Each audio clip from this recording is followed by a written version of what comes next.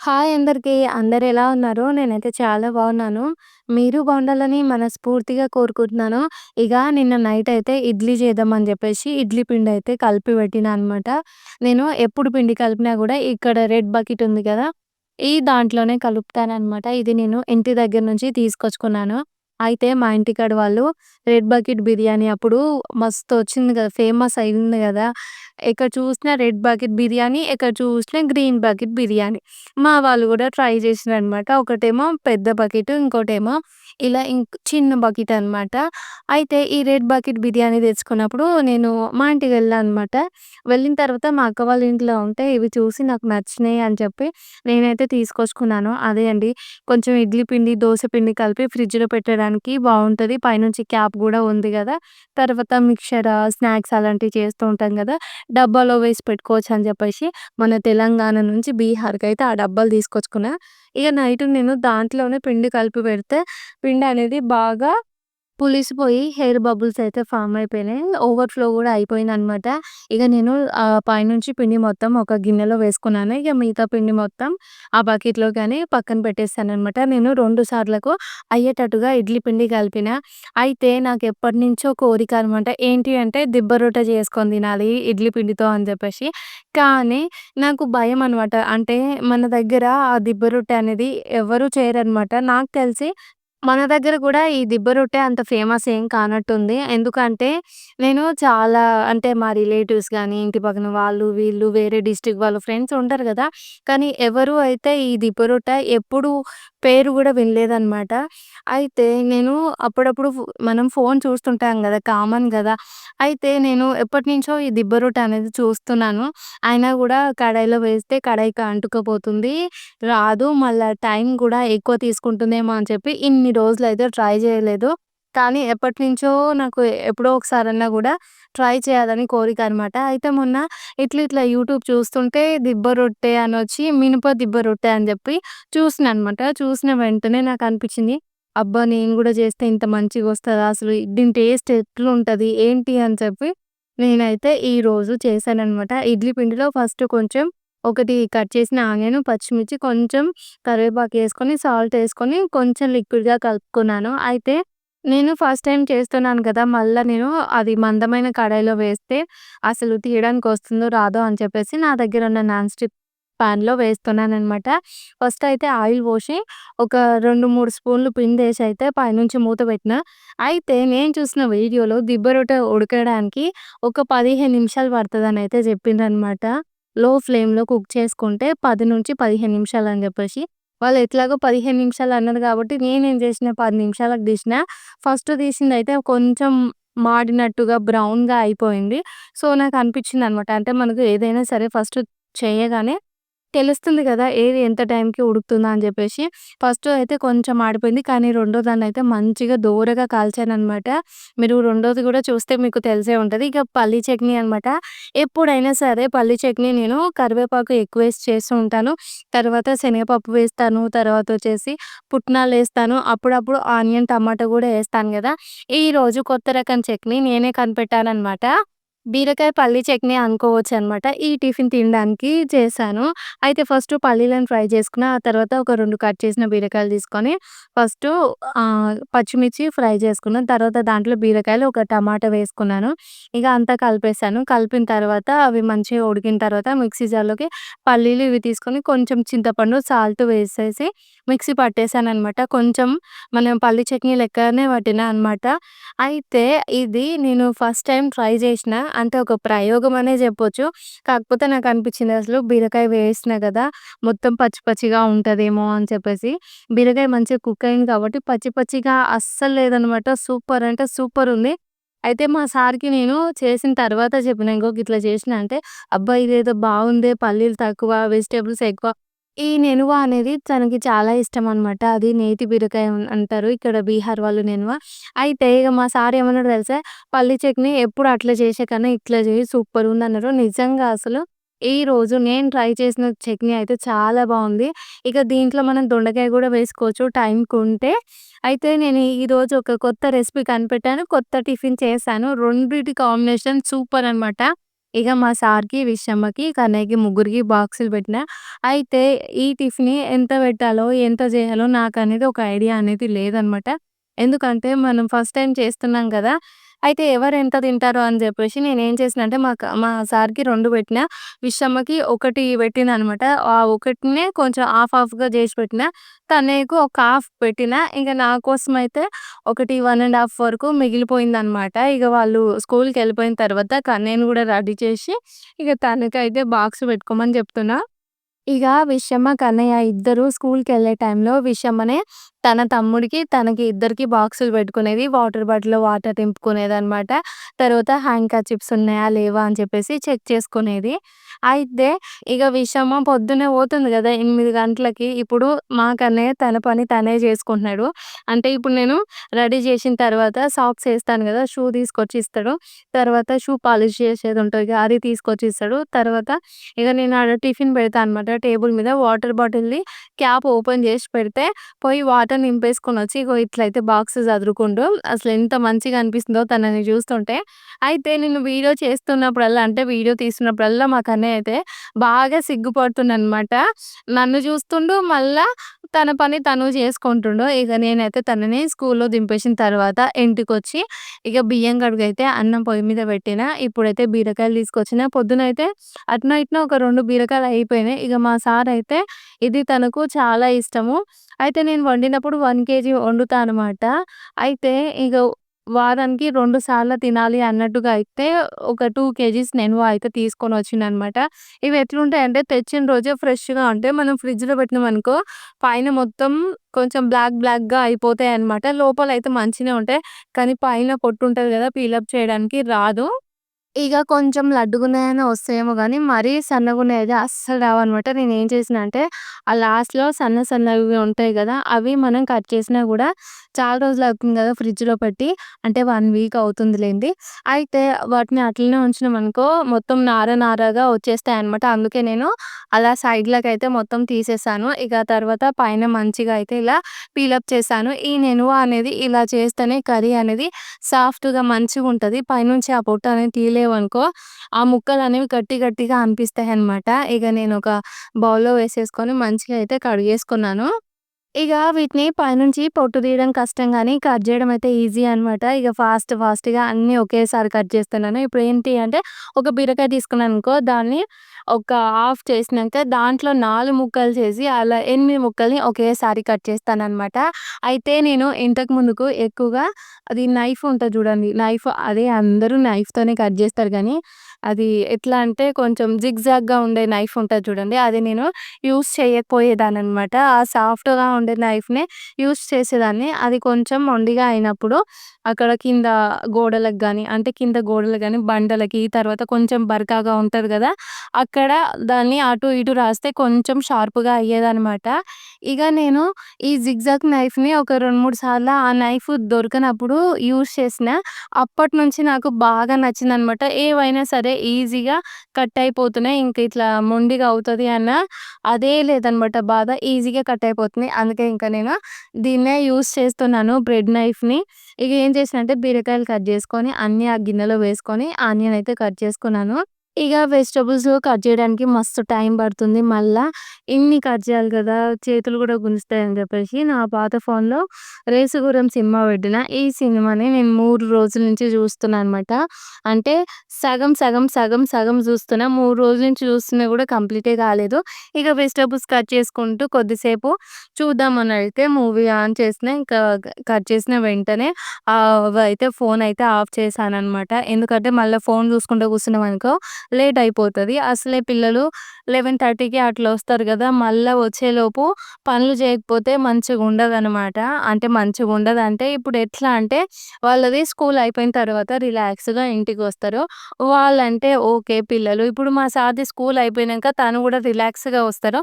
తనొచ్చేసరికి ఇంట్లో వంట పని, ఇంటి పని అయిపోయిందనుకో చూడ్డానికి వాళ్ళకి ఎట్లా అంటే నీట్‌గా, రిలాక్స్‌గా అనిపిస్తదనమాట. ఇప్పుడు వాళ్ళొచ్చేసరికి మన ఏడిళ్ళు ఆడనే పెట్టి 7 బెడ్‌షీట్లు ఆడనే పెట్టి, తర్వాత క్లీన్ చేయకుండా ఉంచినామనుకో వంట రూమ్‌ల 7 గిన్నెలు ఆడనే, కూరగాయలు కట్ చేసిన తొక్కలు ఆడనే పెట్టినామనుకో చూడగానే వాళ్ళకి చాలా ఇరిటేట్ అనిపిస్తదనమాట. ఎందుకంటే పోయి వచ్చి అలసిపోయి వస్తారు. అలసిపోయి వచ్చినప్పుడు ఇంటి వాతావరణంకు వాళ్ళకు ప్రశాంతంగా అనిపియాలి గానీ, కోపం వచ్చేలా, చిరాకొచ్చేలా ఉండకూడదనమాట. ఎందుకంటే మనం వెళ్ళిన దగ్గర పని చేస్తుంటే ఈ కోపం, చిరాకు అందరికి కామన్ అనమాట. ఇంటికొచ్చినంక గూడా ఇలా ఉంటే వాళ్ళకు అదే మూడ్‌లో ఉంటారు. వాళ్ళకిక అలవాటయిపోతదనమాట. వాళ్ళు రిలాక్స్‌గా ఉండాలంటే ఇంట్లో పనులన్నీ నీట్‌గా వాళ్ళు రాకముందుకే చేసుకున్నామనుకో, మంచిగా వాళ్ళకి గూడా ప్రశాంతంగా అనిపిస్తదనమాట. ఇక నేను అందుకే ఏ పనులైనా సరే వాళ్ళు రాకముందుకే చేసుకోవడానికి ట్రై చేస్తా. ఇక మా పిల్లలొచ్చిరనుకో ఇక నాకు డే మొత్తం వాళ్ళతోనే గడిచిపోతదనమాట. ఒక్క క్షణం గూడా తీరికుండదు. మళ్ళా తీరికుండదంటే నాకేం పెద్ద పెద్ద పనులేముండదు. 24 గంటలు ఖాళీగానే ఉంటా.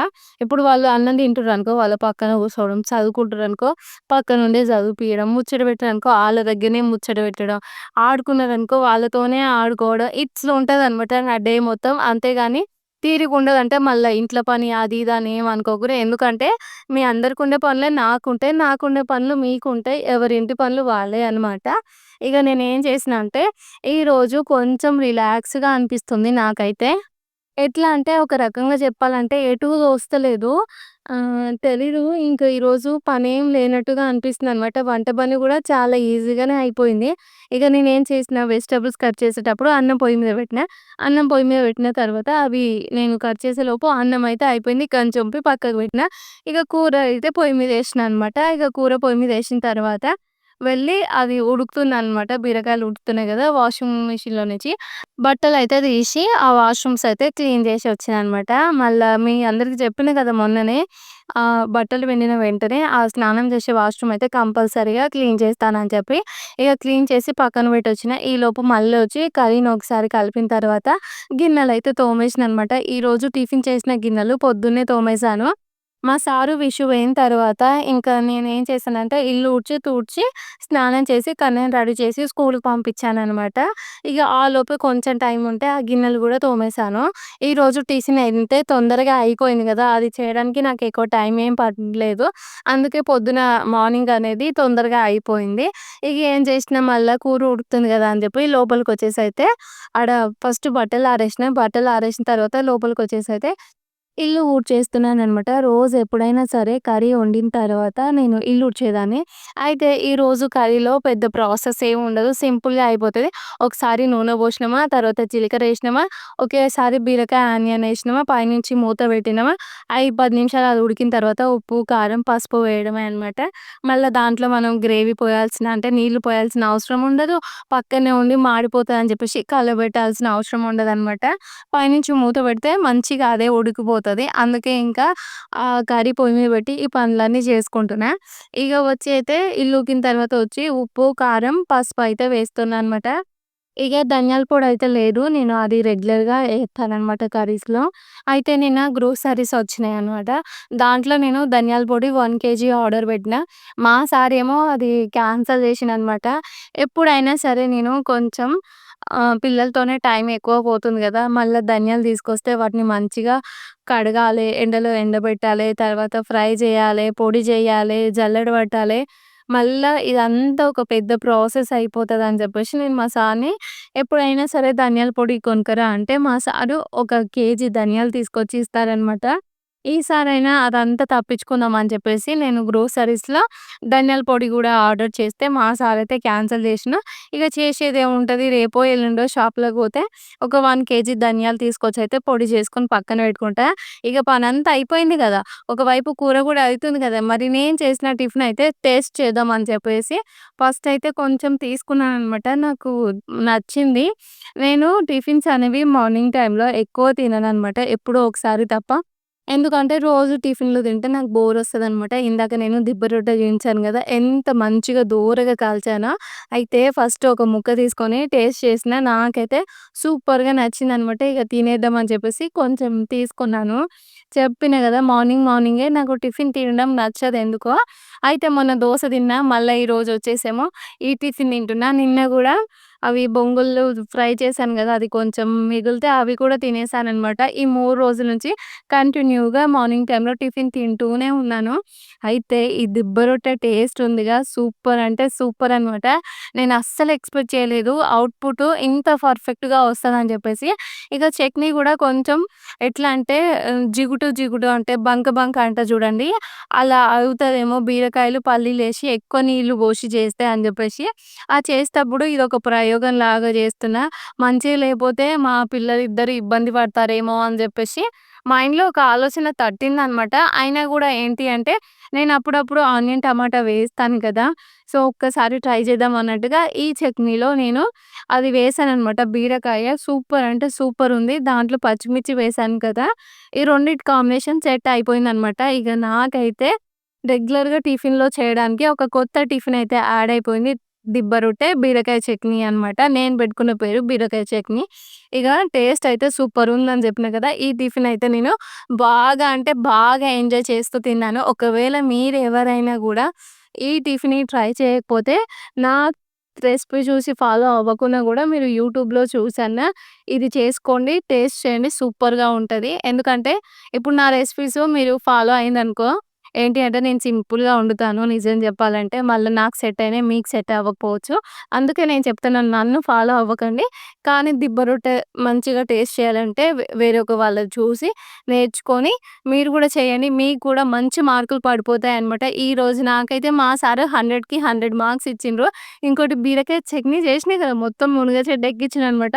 సూపర్ అంటే సూపర్ ఉంటుందని చెప్పిండు. అయితే ఎప్పుడైనా సరే ఆయనకి ఏదైనా నచ్చినా, లేకపోతే ఇష్టం వచ్చింది జేసినా, కొత్త రకం రెసిపీ చేసినా గూడా నేను బోయి మా సార్ తింటుంటే 10 సార్లు ఎట్లుంది? ఎట్లుంది? ఎట్లుంది? అని జెప్పేసి 10 సార్లు అడుగుతా. మా సార్ జెప్పే మాట ఏంటిదంటే, "మరెందుకు అన్ని సార్లు అడుగుతావు అక్క" అని జెప్పేసి మీరు అడగొచ్చు. మరి కొత్త రెసిపీ చేసినప్పుడు దానికొచ్చేవి మంచో, చెడో కాంప్లిమెంట్స్ అయితే తీసుకోవాలి గదా! నాకే గాదు ప్రతి ఒక్కరికి అట్లనే ఉంటది. మనం జేసింది ఎవరికో ఒకరికి నచ్చాలని జెప్పేసి, ఇగ నేను చేసేది వాళ్ళ కోసమే గాబట్టి నేను మా సార్‌ని అడిగితే, మా సార్ జెప్పే ఒకే ఒక మాట "బాగానే ఉంది." నాకనిపిస్తది అనవసరంగా అడిగిన్నే అని జెప్పేసి. ఎందుకంటే బాగుంది అన్నా చెప్పాలే, బాగాలేదు అన్నా చెప్పాలి. ఈ 2 చెప్పాలి గానీ, అటు ఇటు గాకుండా మధ్యలో బాగానే ఉంది అని చెప్తే అది నాకస్సలు నచ్చదు. నాకే గాదు ఎవరికీ గూడా నచ్చదనమాట. మంచిగుంటే మంచిగుంది. లేదు అంటే మంచిగా లేదు. అంతేగాని అటు ఇటు గాకుండా మధ్యలో బాగానే ఉంది అంటే, బాగానే ఉంది అనంటే చెప్పకుండా చెప్పలేక చెప్పినట్టు. ఇంకోటి బాగానే అనే పదం మంచిగా లేదు అని జెప్పి అది చెప్పడానికి అర్థం అనమాట.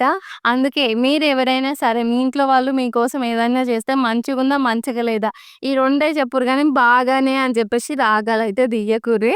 మరి మీరు ఎవరైనా సరే ఇగో గిట్లా మీరేమైనా చేసినప్పుడు మీ ఇంట్లో వాళ్ళు గూడా మీకు బాగానే ఉంది అని చెప్తారో లేదో గూడా కామెంట్ చేసి చెప్పండి. టిఫిన్ అయితే మంచిగా అంటే మంచిగా ఎంజాయ్ చేసిన. అయితే నేనొక సిస్టర్ అడిగింది గదా! "అక్క నువ్వు దోస తింటున్నావు గదా! నువ్వు నములుతున్నావా? లేక అట్లనే మింగుతున్నావా అక్క?" అని జెప్పేసి అడిగింది తను. తను పెట్టిన కామెంట్‌కి నాకైతే మస్తు నవ్వొచ్చింది. నేను చాలా సేపు నవ్వుకున్నాను. తన కామెంట్ చూసిన తర్వాత నేను మళ్ళీ వీడియో అయితే చెక్ చేసుకున్నాను. అంటే నేను నిజంగానే నమలకుండా మింగుతున్నానా? లేకపోతే నములుతున్నానా? ఏంటి అసలు నేను దోస ఎట్లా తింటున్నానా? అని జెప్పి మళ్ళీ వీడియో ఓపెన్ చేసి చూసాననమాట. అయితే నేను దోస నములుకుంటూనే తింటున్నా. అటు ఇటు నములుతున్నా, మింగేస్తున్నా నమిలిన తర్వాతనే. అయితే వీడియో అనేది కొంచెం ఫాస్ట్‌లో పెట్టాను గదా! పెట్టుకున్న వెంటనే మింగినట్టుగా మీకు కనిపిస్తుంది. అంతేగాని నేను దోస నమిలే తిన్నాను. అన్నీ కూడా నమిలే తింటాననమాట. ఇడ్లీ తప్ప ఇడ్లీ ఏంటో తెలీదు. కొంచెం ఫాస్ట్‌గా తింటున్నప్పుడు మింగినట్టుగా అనిపిస్తది. ఇగ నేనైతే స్కూల్‌కెళ్ళి పిల్లలిద్దరిని తీసుకొచ్చిన తర్వాత సాయంత్రం 2:30 అట్లా అవుతుందనమాట. మా సారు వేరే పక్కన ఒక అంకుల్ ఉంటారనమాట. అంకుల్ అంటే పక్కనేం కాదు. అక్కడక్కడ వీళ్ళేం చేస్తారంటే ఈ ఎన్‌టీపీసీ వెంచర్‌లలో వర్క్ చేస్తారనమాట. అయితే తను వాళ్ళ స్కూల్‌లో క్లీనింగ్ చేస్తారంట. తను మాకు ఎప్పటినుంచో సరే మామిడికాయలు తెంపుతారనమాట. ఇగ తనని తీసుకొచ్చిండ్రు. అయితే మా చెట్టుకేంటి అంటే 1 ఇయర్‌కి ఒకసారి కాయలు కాస్తాయనమాట. ఇప్పుడు మొన్న పోయిన సంవత్సరం మస్తు కాయలొచ్చినాయి. ఒక 100, 200 కాయల వరకు వచ్చినాయనమాట. సో, అప్పుడు మంచిగా కాసినాయి కాబట్టి ఈ ఇయర్ బ్రేక్ తీసుకుంటదనమాట. ఈ ఇయర్ 10, 12 కాయల కన్నా అట్లనే ఎళ్తాయన్నమాట. మళ్ళా నెక్స్ట్ ఇయర్ మళ్ళా మంచి కాపొస్తుంది. మధ్యలో ఒక 1 ఇయర్ అయితే రెస్ట్ తీసుకుంటదనమాట. ఈసారి ఒక 20 కాయల వరకు ఉన్నట్టున్నాయి. ఇక పైనుంచి రాలుతున్నప్పుడు ఆ కింద పడి పగిలిపోతున్నాయని చెప్పేసి ఇంక మా సారయితే మామిడికాయలు తెంపిస్తున్నారు. ఇక్కడ చూస్తున్నారు గదా! ఒక పెద్ద కర్రకి కొంచెం నెట్టులాగా ఉండేది అల్లిద్దరనమాట. ఆ తీగతోని అల్లుతారు. అప్పుడు ఎనకట గనక మన అమ్మోళ్ళు గంజి వార్చడానికి సిబ్బి తీగ అని షిబ్బి తయారు చేస్తారు చూడండి. అగో గసొంటి తీగతోనైతే అల్లి అది స్టిక్‌కి లాస్ట్‌లో కట్టి అది మామిడికాయలు తెంపడానికైతే ఇట్లాగా చేసిందనమాట. ఇక తెంపిన మామిడికాయలు కింద పడకుండా ఒక పెద్ద వైరు ఉండే మా ఇంట్ల. ఆ వైరు ఇలా ఒక సంచికి కట్టి, ఆ పైనయితే తను తీసుకొని ఒక కొమ్మకి ఇట్లా చుట్టులాగా చుట్టుకొని పట్టుకున్నారనమాట. ఆ తర్వాత ఇగ వీళ్ళు మా సారు, పిల్లలు ఉన్నారుగా కొంచెం లాగి పట్టుకున్నారు. ఇగ ఆయననేమో తెంపిన మామిడికాయలన్నీ ఆ సంచిలో వేసుకొని, ఇగ మాకైతే కిందికి పంపించి, ఇగ నేను తీసుకొనైతే ఇంట్లో పెట్టిన. చూస్తుర్రు గదా! ఇగో ఇప్పుడు తెంపిన మామిడికాయలు గూడా అగో అవి వెంటనే ఆ జ్యూస్ అనేది పడి ఎంత బ్లాక్‌గా అయిపోయినాయో, ఇక ఇవి ఒక 20, 30 వరకైతే మామిడికాయలున్నాయి. వీటిలో కొన్ని మా పక్కన మాకిచ్చిన వాళ్ళకి రిటర్న్ ఇస్తామనమాట. ఈసారి ఇంకా రాలే అనమాట. ఇంకా అందరూ మామిడికాయలు ఏం తెంపలేదు. ఒక నలుగురైతే ఇచ్చిండ్రు. ఇగ ఈ లోపే మా ఇంటి పక్కన ఆంటీ వాళ్ళు గూడా వాళ్ళకి 80 ఎకరాల మామిడి తోటుందనమాట. వాళ్ళు గూడా ఒక 20 కాయల వరకైతే తీసుకొచ్చి మాకిచ్చిండ్రు. అవి నేను తర్వాత జూపిస్తా. ఫస్ట్ తెంపినప్పుడైతే ఒక 20, 30 కాయలు తెంపినట్టుర్రు. సెకండ్ టైమ్ ఒచ్చి ఒక 10 కాయల వరకైతే తెంపిర్రు. ఇగ మామిడికాయలైతే అయిపోయినాయన్నమాట. ఇగ అంకుల్ గూడా చెట్టు దిగుతుండు. ఇగ అన్ని కాయలు తెంపితే ఒకే ఒక కాయ జారయితే కింద పడ్డది. అది పగిలిపోయిందనమాట. దాన్ని నేను కట్ చేసుకొని తింటాను. ఇగ అంకుల్ అయితే దిగుతుండని చెప్పినా కదా! ఇప్పుడు ఆయన మామిడి చెట్టు ఎక్కి తెంపినందుకు ఆయనకు రూ. 150 నుంచి రూ. 200 వరకు ఇస్తాము. 10 నిమిషాలు కూడా పట్టలేదు తెంపడానికి. అన్నీ ఎక్కువ కాయలు కూడా లేవు గదా! మళ్ళా ఆయనకు సెపరేట్‌గా ఒక 10 కాయలైతే ఇస్తామనమాట. ఇక ఈ సంవత్సరం మా చెట్టుకెళ్ళిన మామిడికాయలు ఇవన్నమాట. నెక్స్ట్ సారయితే మంచిగా 150-200 వరకు కాయలైతే ఎళ్తాయి. ఇది తెంపినాయనకి ఇద్దామని చెప్పేసి 15 కాయలైతే పక్కన పెట్టినా. ఇవి మా ఇంటి ముంగట ఆంటీ ఇచ్చిందని చెప్పినా గదా! వాళ్ళనమాట. ఇవైతే చాలా మంచిగా పండిపోయినాయి. ఇక మన దగ్గర లెక్క వీళ్ళు అది పొడి, ఇది పొడి ఉంటది గదా! మక్కడానికి. అలా వేసయితే పండియరు. నేచురల్‌గానే ఇక్కడైతే పండుతాయన్నమాట. ఇవే కాదు బనానాలు గూడా. ఇక రేపటి నుంచి మామిడి పండ్లు ఇక ఫుల్లు తినాల్సిందే. ఇక నాకీ మామిడికాయలు చూసినాక మ్యాంగో కేక్ చేయాలనిపిచ్చింది. పిల్లలకి ఎగ్జామ్స్ అయిపోయిన వెంటనే జేస్తాను. ఈ వీడియో అయితే ఈడికే ఎండ్ చేస్తున్నాను. మరి మీ అందరికీ వీడియో నచ్చితే లైక్ చేసి మన ఛానల్‌ని సబ్స్క్రైబ్ చేయండి. Okay friends. బాయ్ మరి. Good night.